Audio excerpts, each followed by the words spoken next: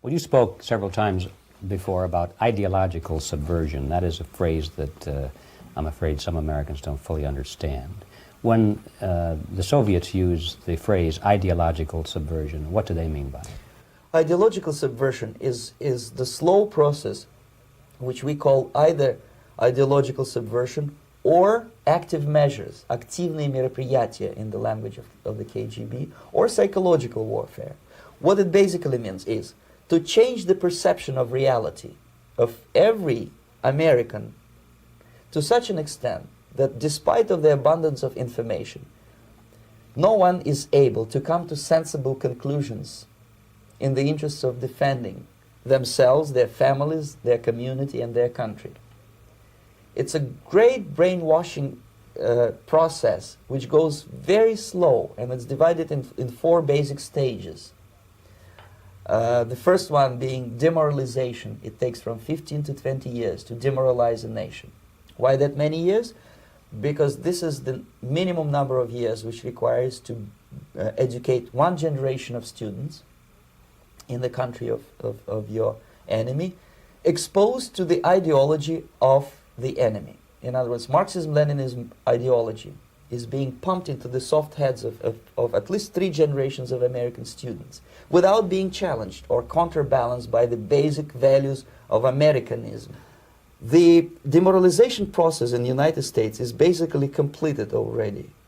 For the last 25 years, actually it's overfulfilled, because demoralization now reaches such areas where previously not even Comrade Andropov and all his experts would even dream of such a tremendous success. Most of it is done by Americans to Americans, thanks to lack of moral standards. As I mentioned before, exposure to true information does not matter anymore. A person who was demoralized is unable to assess true information. The facts tell nothing to him.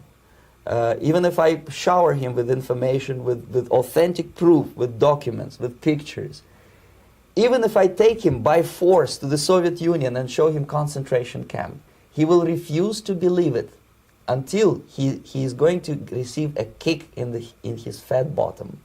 When a military boot crashes his balls, then he will understand, but not before that. That's the tragic of the situation of demoralization. The next stage is destabilization. This time, subverter does not care about your ideas and the patterns of your consumption. Whether you eat junk food and get fat and flabby, doesn't matter anymore. This time, and it takes only from 2 to 5 years to destabilize a nation, what matters is essentials: economy, foreign relations, defense systems.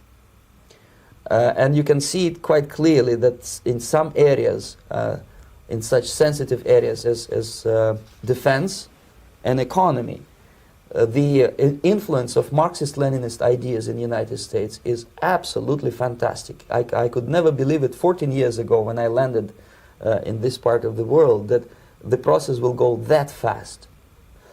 The next stage, of course, is crisis. It may take only up to 6 weeks to bring a country to the verge of crisis. You can see it in Central America now. And after crisis, with a violent change of power, structure, and economy, you have so-called the period of normalization. It may last indefinitely. Normalization is a cynical expression borrowed from Soviet propaganda. When the Soviet tanks moved into Czechoslovakia in '68, Comrade Brezhnev said, "Now the situation in brotherly Czechoslovakia is normalized."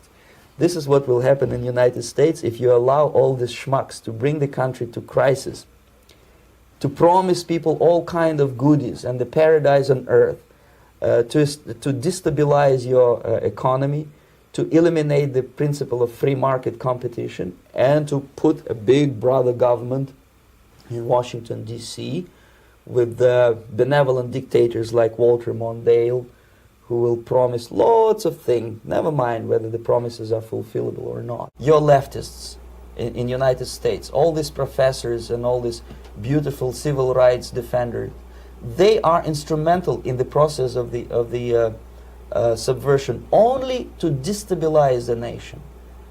When their job is completed, they are not needed anymore. They know too much. Some of them when they get disillusioned, when they see that Marxist-Leninists come to power, obviously they get offended. They think that they will come to power. That will never happen, of course. They will be lined up against the wall and shot.